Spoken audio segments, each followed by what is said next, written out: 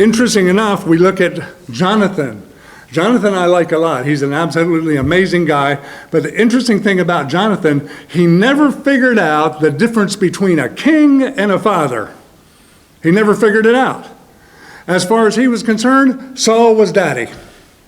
He grew up with Saul. He saw Saul in his good things. He saw Saul in his bad things. And Saul is just daddy, and Saul makes mistakes, and Saul is Saul. But he's not his king. How do I know that? Jonathan shows up, the Philistines are coming, everything's looking crazy and wild, and it shouldn't be the way it is, and daddy's shaking in his boots. Not the king, daddy is shaking in. How do I know he's not the king? Because Jonathan starts a war. Hello. When your commander starts a war, he might have to talk to back to the military. What do you think, Alan? That could be pretty serious, don't you think? He starts a war. Amazing enough, the Lord meets him in that and has an absolutely astounding victory and so on. That doesn't mean it was done right.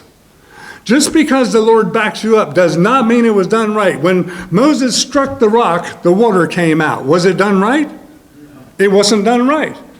And he paid consequences for that. Jonathan started a war.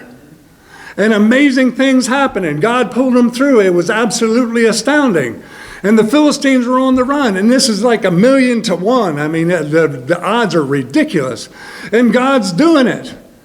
And they get in the middle of this thing. Now, Jonathan did not hear these words, but the king made a very foolish commandment. The king, not daddy. The king made a foolish commandment.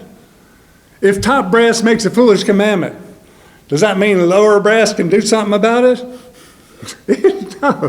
The reason I keep asking Uncle Alan, I call him, for me he's Uncle Alan, everybody else he's Dr. Alan. The reason I ask that is because I know he's spent time in the military. He knows how this stuff works, man. And you don't mess around with top brass, or you'll find out how brassy you are that it ain't gonna work, okay? And so saying all of that, there was an order that you don't eat anything all day. It was a foolish commandment, indeed.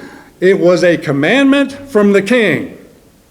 Jonathan strolling through the forest, they're having a great victory. There's some honey dripping out of a honeycomb. He takes the end of his staff, takes some of that honey and licks it, and then his face brightens up. He said, whoa, that is what I needed. And he said, oh, you shouldn't have done that. He said, why?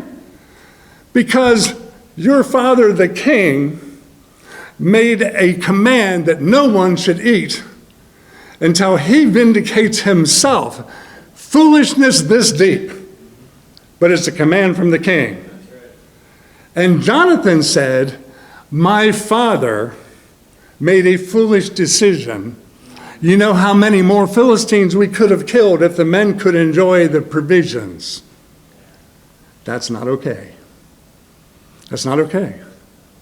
He just stood against the king on a kingly command. And he was the top general in the army, but he was wrong.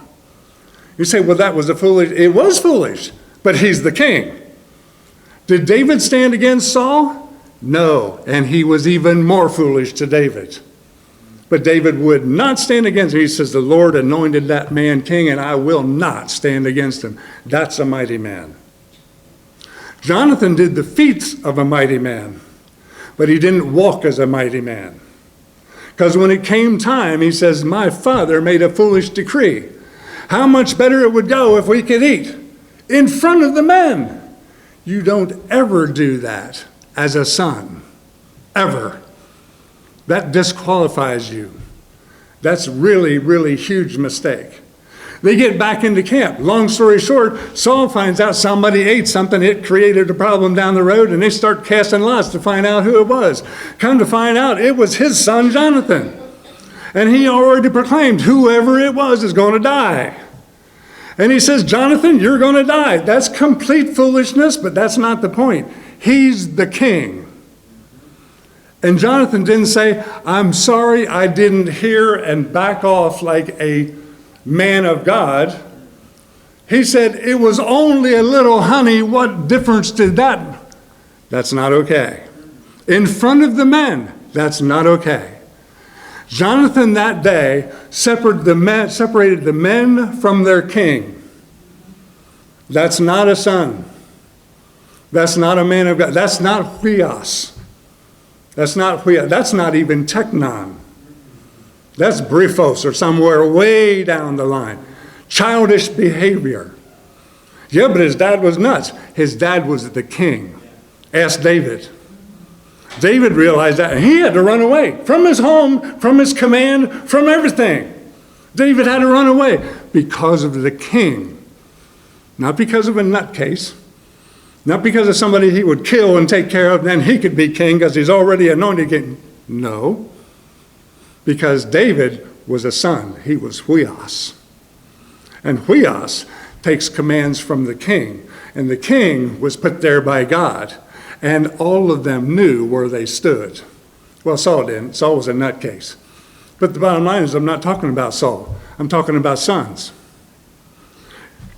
So as we start looking at these things,